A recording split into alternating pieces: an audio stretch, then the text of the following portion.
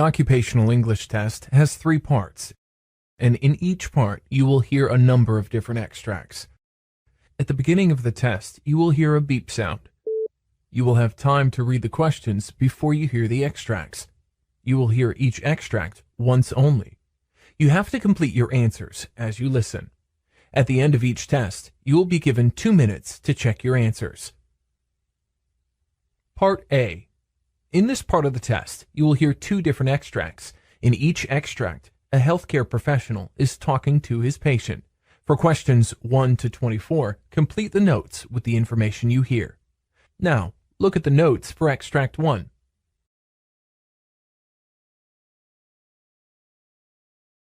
Extract 1.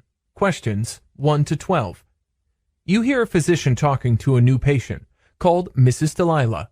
For questions 1 to 12, complete the following notes with a word or short phrase.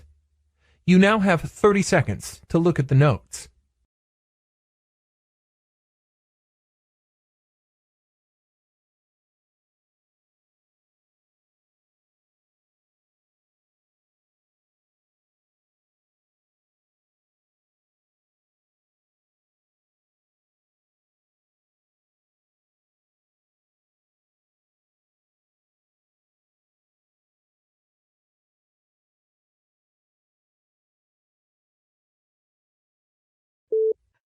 Good morning, doctor. Good morning. What's your problem?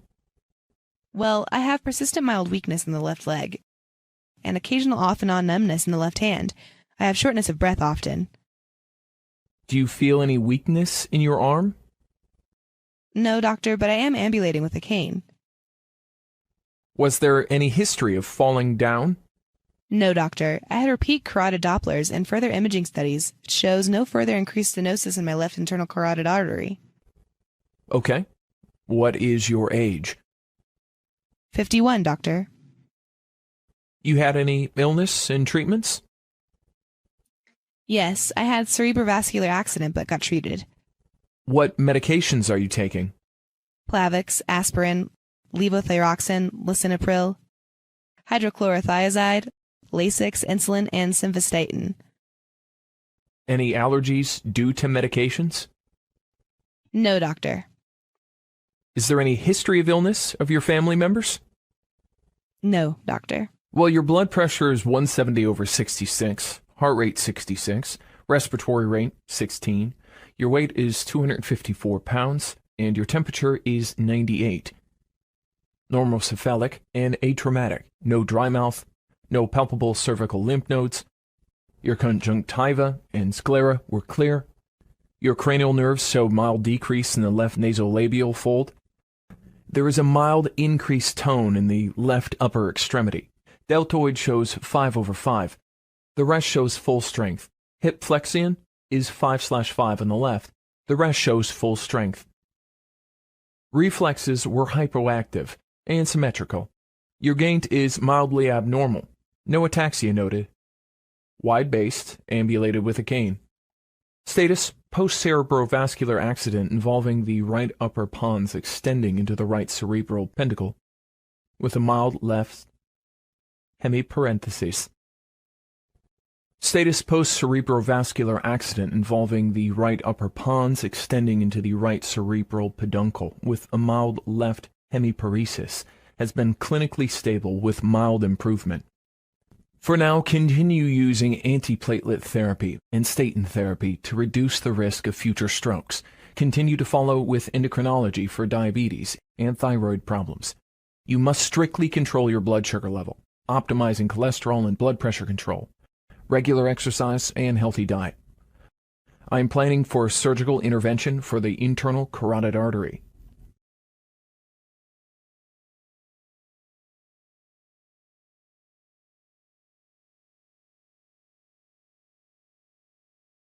Extract 2. Questions 13 to 24. You hear a physician talking to a patient. For questions 13 to 24, complete the following notes with a word or short phrase. You now have 30 seconds to look at the notes.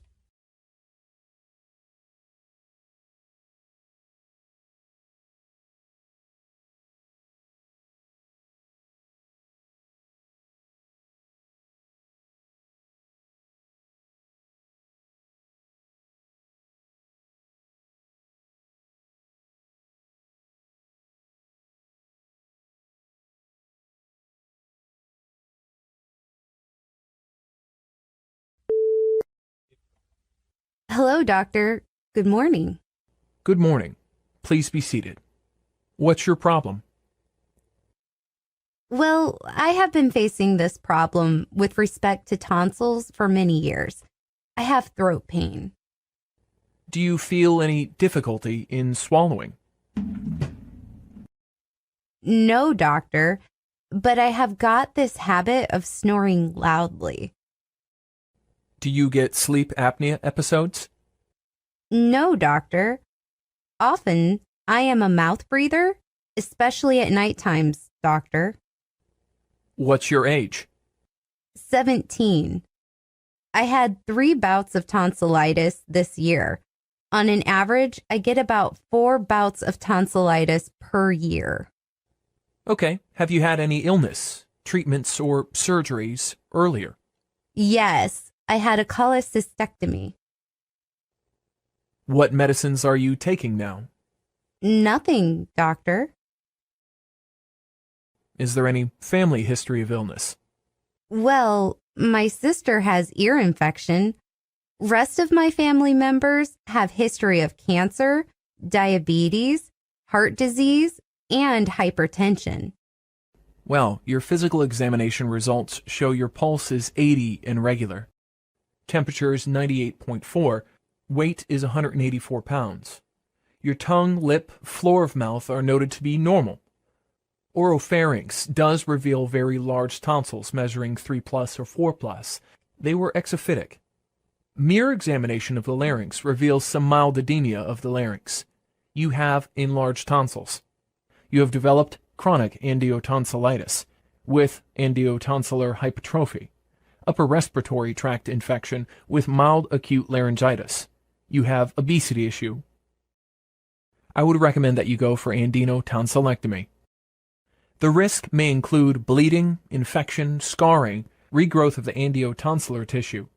There may be need for further surgery, persistent sore throat, voice changes, etc.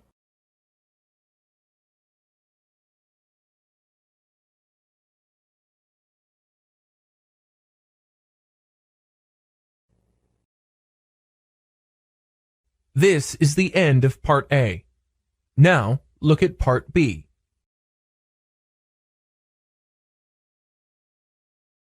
Part B. In this part of the test, you will hear 6 different extracts. In each extract, you'll hear people talking in a different healthcare environment. For questions 25 to 30, choose the answer A, B, or C, which fits best according to what you hear. You will have time to read each question before you listen. Complete the answers as you listen to the audio. Now, look at the question 25. You hear a discussion between a doctor and nurse about different types of blood tests for leukemia. Now, read the question.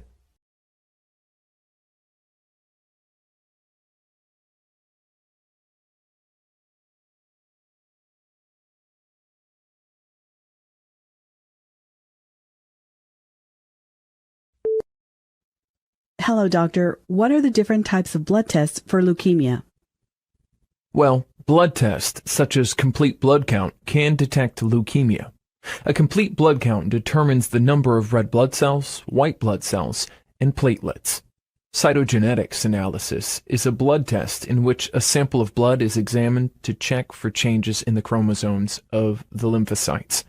Peripheral blood smear determines the presence of blast cells and shows the type and quantity of white blood cells. Other various blood tests may be ordered to see how organs are functioning and if they're being affected by leukemia.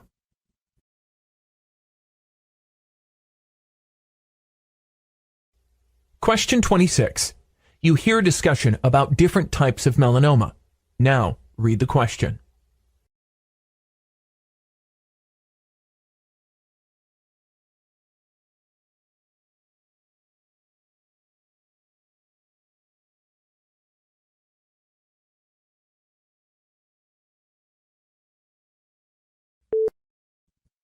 There are 4 major types of melanoma that have the potential for metastitis, with distinct characteristics. Lentigo maligna is often found on the head and neck region. Superficial spreading melanoma is more commonly found on the trunk, upper arms, and thighs. and is the most common form of melanoma in white races. Acrolatiginous melanoma is more commonly found on the hands, feet, and nail beds, which is similar to litigo maligna and superficial spreading, in which it has a relatively long, flat phase before it penetrates into the deeper levels of the skin. Nodular melanoma can occur on any skin surface, but is found more commonly on the trunk, upper arms, and thighs. Question 27. You hear a discussion about lung cancer. Now, read the question.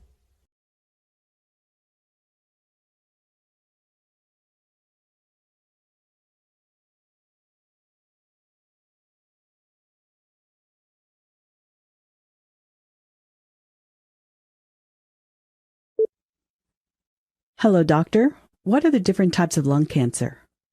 Squamous cell carcinoma, or epidermic carcinoma, usually starts in the bronchial tubes in the center of the lungs and can cause symptoms early on, especially hematypus. Large cell carcinoma often occurs in the outer regions of the lungs and tends to grow rapidly. Mesothelioma actually begins in the mesothelium, a membrane that surrounds the lungs. Small cell lung cancer usually grows in the central areas of the lungs, and most people have few symptoms until just before they are diagnosed. Lung carcinoid tumors are made up of cells called neuroendocrine cells.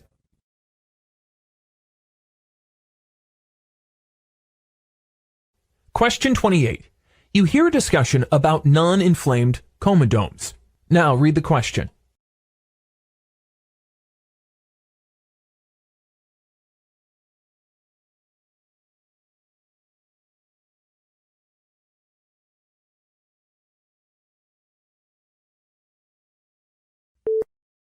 Hello, doctor. Can you please explain to me what are non-inflamed comedones? With non-inflamed comedones, there will not be redness or swelling of the lesion. However, non-inflamed comedones may turn into a pimple when bacteria invade. Open comedones, or blackheads, is an accumulation of dead skin cells and sebaceous matter within the follicle.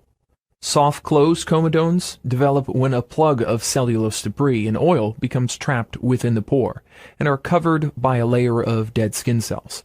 Hard-closed comedone, called milia, have very obvious whiteheads, which is not pus, but rather a mass of dead cells and sebum.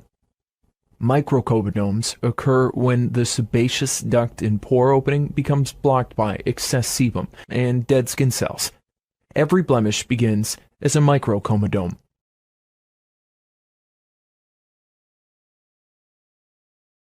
Question 29. You hear a question about acnes.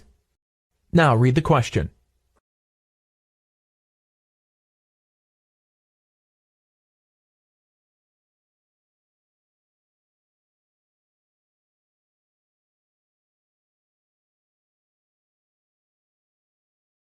Hello, doctor. Could you explain to me what are acnes? Well, there are different types of acne which are not just classified by its severity. Acne vulgaris can appear on the face, back, shoulders, and buttocks. If you break out, most likely it is the acne vulgaris comedomal acne. Appears as bumpiness, blackheads, which can occur anywhere on the face or body that can range from very mild to quite severe. Cystic acne is the most severe form of acne, which can occur anywhere on the face or body. Acne cysts occur deeper in the skin than the typical pimple, take weeks to heal, and can cause a lot of damage to the skin. Because they are so deep, topical acne treatments are not very effective. Instead, oral medications, like Accutane, are the best option. Nodule acne is another severe type of acne vulgaris. Acne rosacea is a type of acne that affects adults above 30 and occurs only on the face. Acne machantia is caused when there is excess heat, pressure, or friction on the skin. This type of acne is most common on the body, but can also occur on the face. Acne cosmetica is caused by products like creams, makeups, and moisturizers, and even certain hair care products cause this type of facial acne. People with excoriated acne chronically and excessively pick at pimples to the point of causing wounds.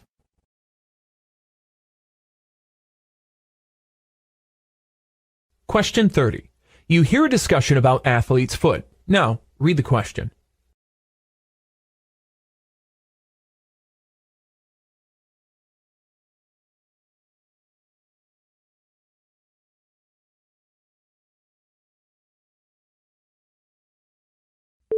Hello, doctor. What are the different types of athlete's foot? Athlete's foot is divided into 3 categories: chronic interdigital athlete's foot, chronic scaly athlete's foot, and acute vestibular athlete's foot. Chronic interdigital athlete's foot is characterized by scaling, maceration, and fissures, most commonly in the webbed spaces between the 4th and 5th toes. With this type of athlete's foot, itching is typically most intense when the socks and shoes are removed. Acute vesicular athlete's foot is the least common type of athlete's foot, caused by trichophyton mentagrophytes, that is characterized by the sudden onset of painful blisters on the sole or top of the foot. This type of athlete's foot is also caused by jungle rot, a historically disabling problem for servicemen fighting in warm, humid conditions. Chronic scaly athlete's foot is caused by Trichophyton rubrum. This dermatophyte causes dry, scaly skin on the sole of the foot. The hands may also be infected, although the usual pattern of infection is 2 feet and 1 hand, or 1 foot and 2 hands, and these are most commonly seen in patients with eczema or asthma.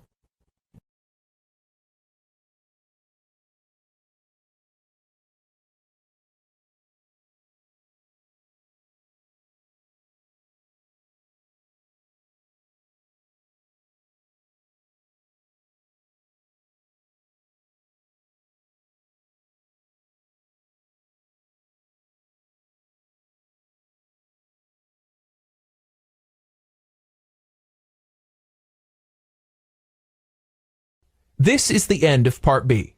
Now, look at Part C.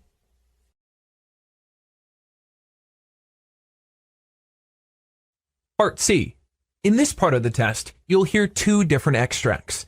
In each extract, you'll hear health professionals talking about specific aspects of their work.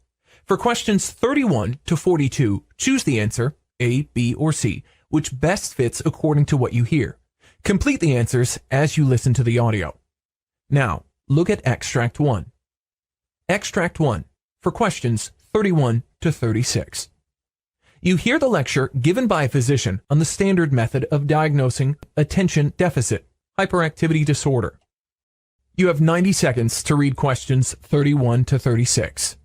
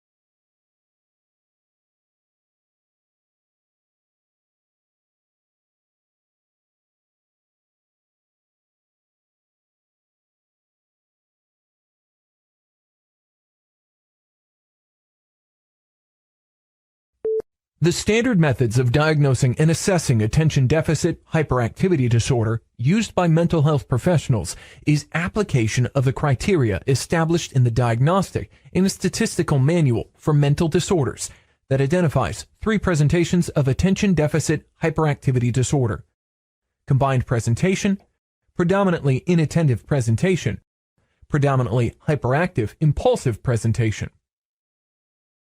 Functional neuroimaging, such as SPECT scanning, is considered an effective tool for researchers. Type 1. Classic attention deficit disorder. People with classic attention deficit disorder have reduced blood flow in their brain area of the prefrontal cortex, cerebellum, and basal ganglia. The basal ganglia produces dopamine. Type 2. Inattentive attention deficit disorder. People with inattentive attention deficit disorder are often described as daydreamers, space cadets, and couch potatoes. This type is more common in girls than boys and is often diagnosed later in life because people with type 2 inattentive attention disorder don't have behavioral problems. People with this disorder have reduced activity in the prefrontal cortex as well as low levels of dopamine. Type 3. Over-focused attention deficit disorder. People with over-focused attention deficit disorder have a deficiency of dopamine and serotonin. The aim of treatment is to increase both these neurotransmitters, the nervous system's chemical messengers. Type 4. Temporal lobe attention deficit disorder. People with this type might see or hear things that are not there, and learning and memory problems may be present. The patients will have irregularities in their temporal lobes and less activity in the prefrontal cortex part of the brain. The aim of treatment is to soothe neuronal activity and stop nerve cells from overfiring or firing unpredictably. Type 5. Limbic attention deficit disorder. People with limbic attention deficit disorder have excessive activity in the limbic section of the brain, which is where moods are controlled. They have reduced activity in the prefrontal cortex, both when relaxing or focusing on a task. Type 6.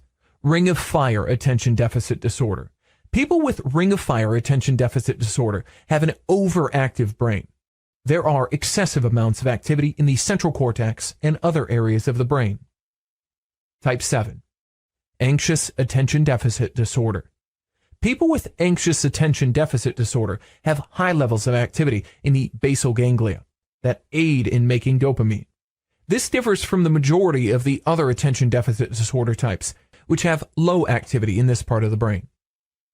It is possible to have more than one of these types of attention deficit disorder. For example, a common combination is overfocused, limbic, and anxious types.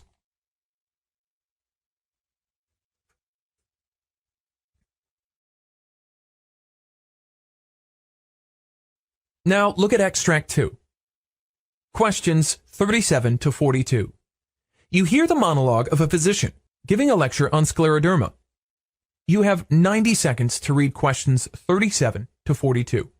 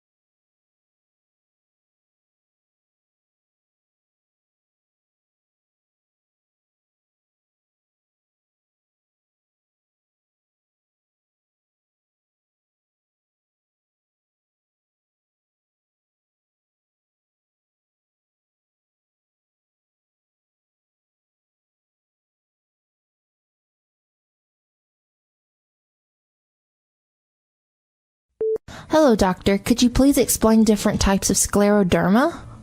Well, scleroderma is a symptom of a complicated group of diseases by an abnormal growth of connected tissue that supports the skin and internal organs. This disease is also termed as systemic sclerosis. Scleroderma literally means hard skin, derived from the Greek words sclerosis, meaning hard, and derma, meaning skin. Scleroderma is considered both rheumatic disease, since the conditions are characterized by inflammation and pain in the muscles, fibrous tissues or joints, and a connective tissue disease. Certain types of scleroderma have a limited abnormal process that primarily makes the skin hard and tight.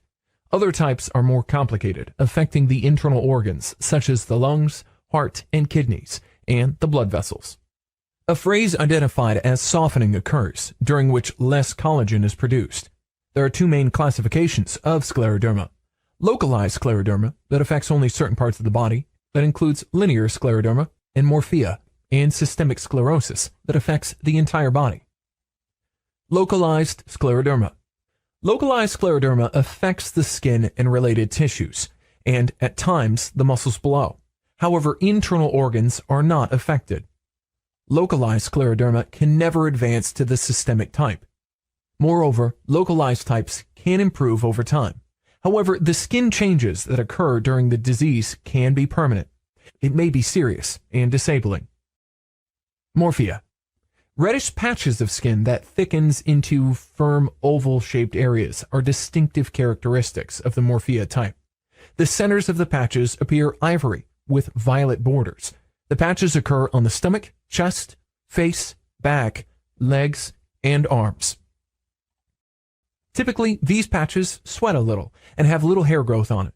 Morphea can limit to one or several patches, ranging from a ½ inch to 12 inches in diameter, or else it can be hard and dark, spreading over larger areas of the body. Morphea generally fades out in about 5 years. However, people can have permanent dark skin patches and muscle weakness. Linear scleroderma, characterized by a distinctive single line or band of thickened, abnormally colored skin. Typically, the line runs down an arm or leg and can run down the forehead. Systemic sclerosis not only affects skin but also involves blood vessels and major organs. Patients with systemic sclerosis often have all of the following symptoms, known as Kress syndrome, an acronym for calcinosis, formation of calcium deposits in the connective tissue. Raynaud's phenomenon. Small blood vessels of hands or feet contract in response to cold or anxiety. Esophageal dysfunction. Impaired function of the esophagus occurs when smooth muscles in the esophagus lose normal movement. Sclerodactyly. Thick and tight skin on fingers result from deposits of excessive collagen within skin layers. Cholangiotaceous. Small red spots on the hands and face are caused by swelling of tiny blood vessels. Systemic sclerosis is further divided into two categories, called limited and diffuse. Typically, limited scleroderma has a gradual onset and is restricted to certain parts of the skin, such as hands, fingers, lower arms, face, and legs. Often, Raynaud's phenomenon is experienced for years before skin thickening becomes evident. Calcinosis and cholangiotaceous often follow. At times, limited scleroderma is referred to as Kress syndrome because of the predominance of Kress symptoms in these patients. Typically, diffuse scleroderma has a sudden onset. Skin thickening develops quickly and covers much of the body in a symmetric pattern. Most of the internal organs can be damaged. Skin can swell, appear shiny, and feel itchy and tight. The damage of diffuse scleroderma occurs over a period of a few years. After a period of 3 to 5 years, patients tend to stabilize, a phase when progression of the disease seems little and symptoms subside, but gradually. Skin changes begin again. A phase identified as softening occurs, during which less collagen is produced and the body rids of excess collagen by itself.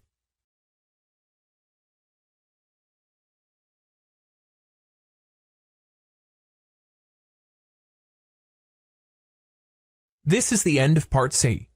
You now have 2 minutes to check your answers.